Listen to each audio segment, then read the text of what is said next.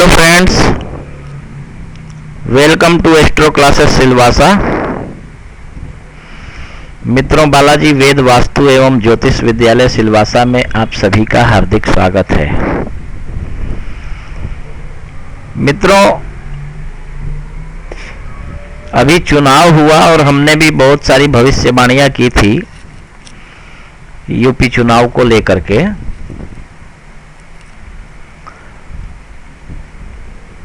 तो आज हम बात करेंगे यूपी में बिल्कुल अचंभित कर देने वाले चुनाव परिणाम के विषय में और हमारी भविष्यवाणियों के विषय में, है ना। मैं आप लोगों को बतला दूं कि 10 तारीख को 12 बजे के बाद से लेकर के और 12 तारीख को सुबह 10-11 बजे तक रेगुलर न जाने कितने फोन आए। मैं कोई काम नहीं कर पाया। लोगों की बातें, कुछ लोग पॉजिटिव कुछ लोग नेगेटिव, तो लगभग 90% लोग पॉजिटिव ही बोलने वाले मिले, है ना। ये बहुत ही हमारे लिए अच्छी बात है और हमें सबसे बड़ी बात ये लगता है कि आप लोग हमारे वीडियो को देखते हैं। ये हमारे लिए बहुत खुशी की बात है। तो मैं आप लोगों को आज बतलाता हूं कि मैंने सबके लगभग, देखिए, मायावती, मुलायम सिंह, अखिलेश यादव और डिम्पल यादव और प्रधानमंत्री मोदी जी की कुंडली के ऊपर, है ना, बहुत सारी भविष्यवाणियां हमने की थी। सबकी कुंडली लगभग देखी थी। आप मेरे वीडियोज को पूरा देखना और गौर से देखना। मैंने अखिलेश यादव की कुंडली के योग देख करके, देखिए ये मोदी जी की कुंडली है। भाई साहब, एक बात तो स्पष्ट है, आप मानो या न मानो, मैंने जब पहली भविष्यवाणी की थी ये मोदी जी के ऊपर, जैसा कि आप देख रहे हैं, प्रधानमंत्री नरेंद्र मोदी जी की कुंडली पर सत्य हुई भविष्यवाणियां एवं कुछ आने वाली भविष्यवाणियां, या फिर और भी एक मोदी जी के ऊपर हमने इधर बीच में भी वीडियो बनाया था। तो उसमें आप देखेंगे, ये सारे वीडियो जो हैं इसमें आप देखेंगे, मैंने स्पष्ट रूप से कहा है कि भाई साहब, जहां मोदी साहब खड़े हो जाएंगे ना, वहां सुनामी आ जाएगी, सुनामी, है ना। उनकी कुंडली के योग देखिए, ये है मोदी जी की कुंडली, ठीक है। और इनकी कुंडली में अभी जो है चंद्रमा की दशा 2021 तक चालू है, ठीक है। अभी इनके ऊपर बुध की अंतरदशा चल रही थी, जो अभी चुनाव हुआ, अभी भी चल रही है, ठीक है। और प्रत्यंतर दशा की अगर बात करें तो मोदी जी के ऊपर 27 फरवरी तक तो केतु था, उसके बाद में शुक्र आया। शुक्र इस कुंडली का प्रबल मार्केश है। ये बात मैंने बाद के वीडियो में एक बता रखा है कि बुध भी अस्त ग्रह है, लेकिन स्वराशिस्थ है, लेकिन अस्त है तो उसका कोई मतलब नहीं है। और शुक्र जो है वो इनकी कुंडली का मार्केश ग्रह है, क्योंकि वृश्चिक लग्न में प्रबल मार्केश शुक्र होता है, ठीक है। तो ये जितना अधिक धर्म का सहारा लेंगे वो इनके लिए बहुत ज्यादा फलदायी होगा। उन्होंने ऐसा किया। मैंने जो अखिलेश यादव जी की कुंडली बनाई है, इनकी कुंडली में भी बुध की महादशा में चंद्रमा की अंतरदशा चल रही है। मीन लग्न की इनकी कुंडली है। चंद्रमा इनका पंचमेश है, प्रबल पॉजिटिव ग्रह है, संपूर्ण रूप से इनको राज्य सत्ता पर काबिज करने वाला ग्रह है चंद्रमा। इसमें कोई संशय नहीं। अगर आप दुनिया के किसी भी ज्योतिषी से अगर हमारे साथ बात करवाना चाहेंगे, मैं उसके साथ बात कर लूंगा, इसमें कोई शक नहीं है।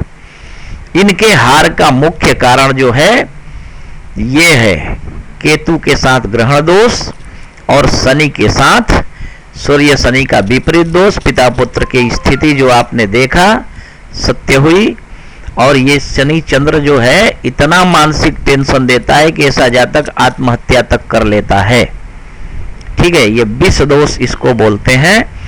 और ये मानसिक स्ट्रेस इतना देता है कि व्यक्ति घबराहट में कुछ भी करता है जो न करने लायक है। और यही हुआ कि कांग्रेस के साथ इन्होंने गठबंधन किया।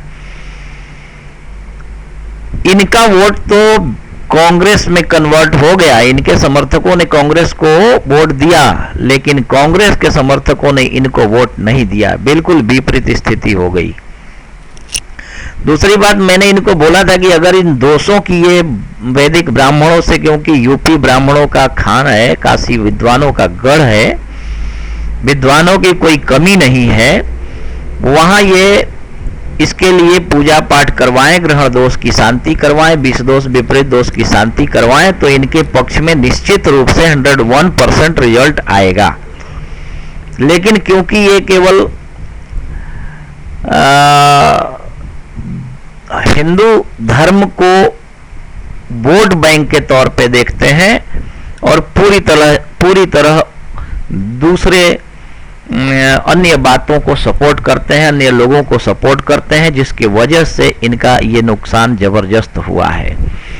एक हिंदू होकर के हिंदू धर्म को, देखो मैं किसी धर्म की बुराई नहीं करता हूं, उनका अपने जगह पे है, लेकिन जो गलत है वो है। अगर आपको ईश्वर ने हवा में उड़ने वाला पंछी बनाया है और आप सोचोगे कि मैं पानी में जाकर जिंदा रह लूं, तो ये संभव नहीं है। अगर आपको ईश्वर ने मछली बनाया है, जल जंतु बनाया है, और आप चाहो कि हवा में उड़ लें, तो ये दोनों एक साथ नहीं हो सकता है।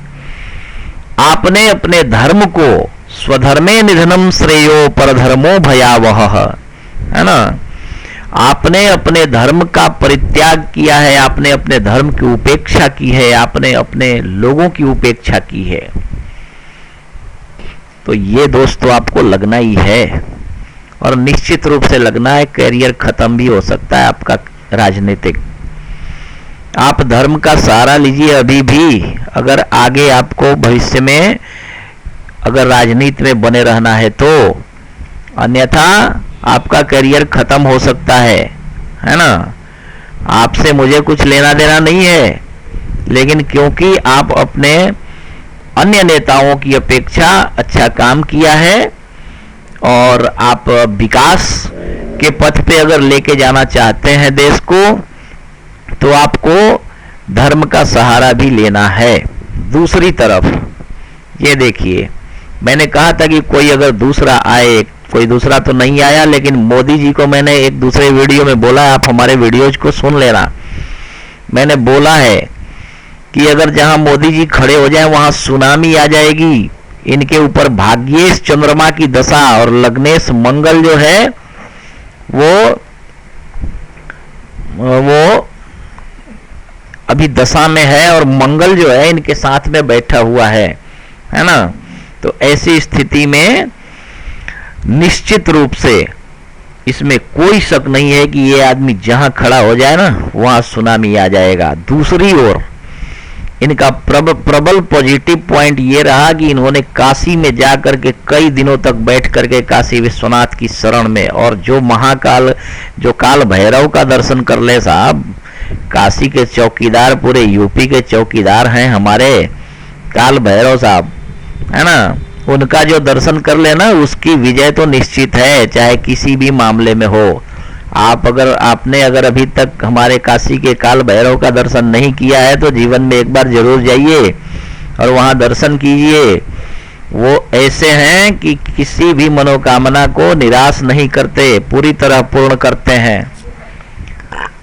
तो आप एक बार काल भैरव का दर्शन अवश्य कीजिए, हमारे मोदी जी ने किया, और उसके बाद भी सोमनाथ में जाकर के भगवान का अभिषेक करवाया, भगवान सोमनाथ का। इन धर्म कर्मों के वजह से मोदी जी ने जबरदस्त हासिल किया, टोटली फाइनली कोई दुनिया की ताकत उनके सामने खड़े होने लायक नहीं रह गई। तो आप अगर धर्म को कमजोर समझने की भूल कर रहे हैं, तो आप अपने जिंदगी को नष्ट कर रहे हैं, समझ गए।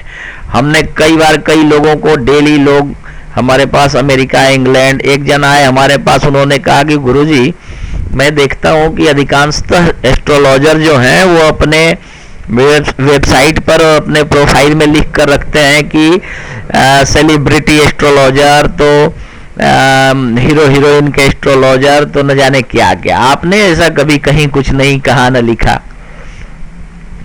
क्यों? आपके पास सेलिब्रिटी लोग नहीं आते, हीरो हीरोइन लोग नहीं आते?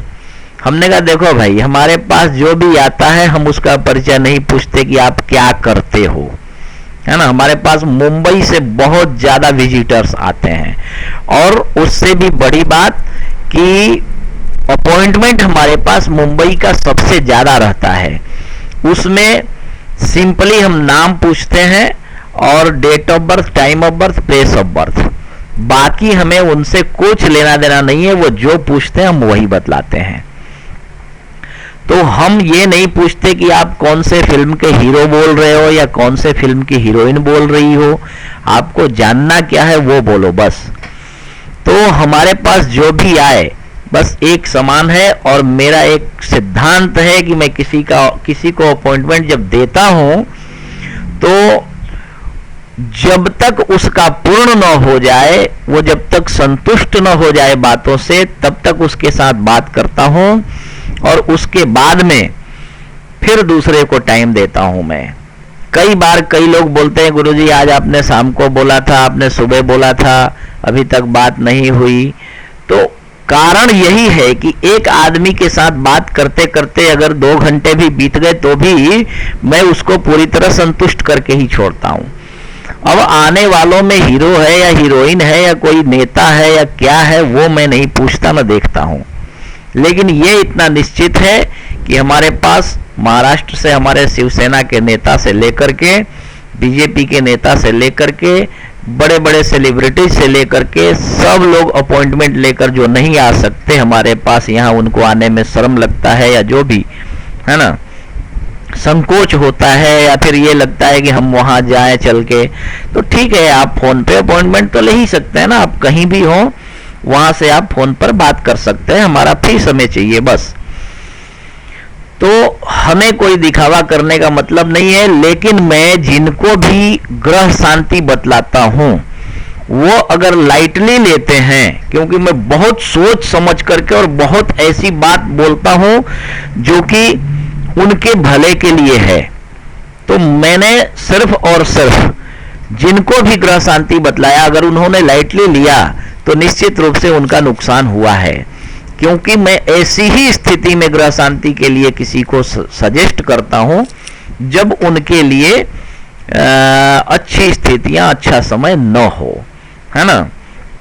तो आप जिंदगी में कभी भी ग्रह शांति को लाइटली मत लीजिए, है ना, हवा में मत लीजिए कि चलो सब पंडित बतलाते हैं ये भी एक उसी पंडितों में से है। नहीं, हमें साहब आपके लिए ग्रह शांति बैठकर करवाने के लिए टाइम ही नहीं है। हमारे पास अपॉइंटमेंट इतने पड़े रहते हैं, वीडियो बनाने का टाइम नहीं मिलता। हम तो ये देखते हैं कि अगर आपकी उन्नति हो तो वहां से मुझे भी कुछ और आगे मिले, और इसलिए मैं बहुत सोच समझ के कुछ लोगों को ग्रह शांति सजेस्ट करता हूं। लेकिन अगर कुछ लोग अगर उसको लाइटली लेते हैं तो वो समझे, उनका काम समझे। जैसे अखिलेश यादव जी हमारे, इन्होंने हमारी बात को बिल्कुल लाइटली लिया, या देखा होगा या नहीं देखा होगा वो मैं नहीं जानता, या फिर किसी ने बतलाया होगा उनके समर्थकों ने या नहीं बतलाया होगा। लेकिन ये निश्चित है कि उन्होंने धर्म का सहारा नहीं लिया। अगर धर्म का सहारा लिया होता तो इसमें कोई संशय नहीं है कि ये व्यक्ति आधे से ज्यादा में आता, क्योंकि आधे आधे की लड़ाई तो पूरी तरह दोनों में थी। दोनों की कुंडली में दोष है।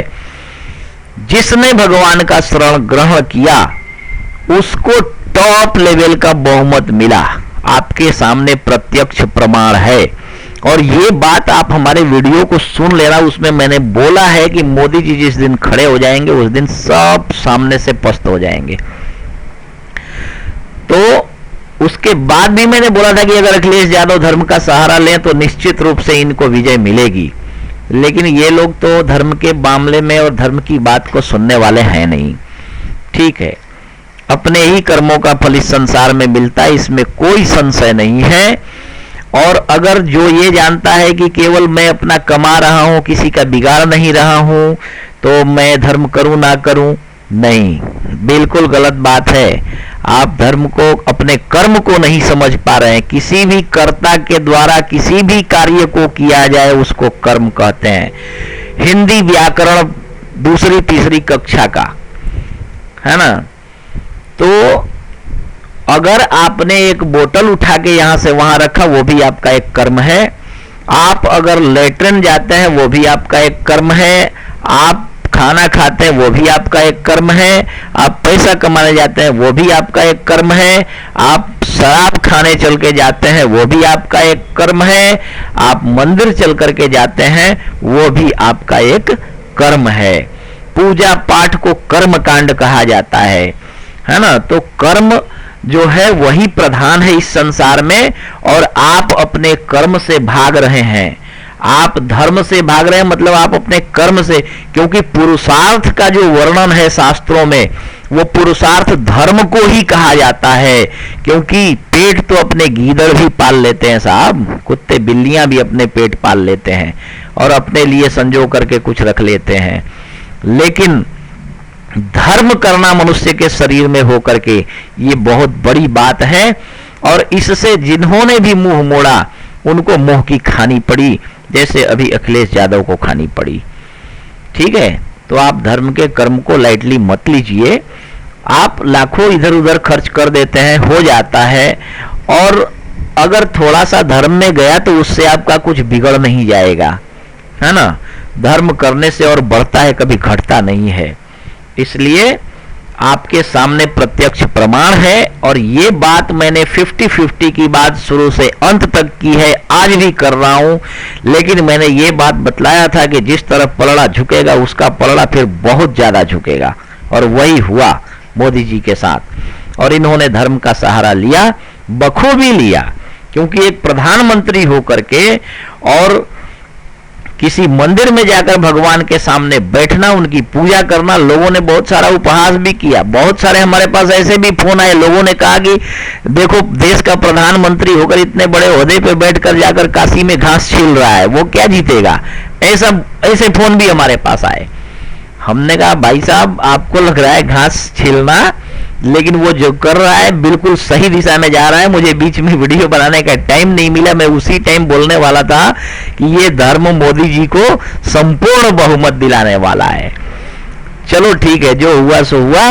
अभी आप इस बात को समझ लीजिए कि ये जो कुछ भी आपके सामने परिणाम है, वो सिर्फ और सिर्फ धर्म कर्मों का परिणाम है, शुभ फलों शुभ कर्मों का परिणाम है। अगर आप भी अपने जिंदगी में धर्म को अपनाते हैं तो निश्चित रूप से आपके सारे दुख कष्ट तकलीफ दूर हो जाएंगे और जीवन में उन्नति के मार्ग खुलेंगे। ठीक है, तो thanks for watching, bye and take care, thanks.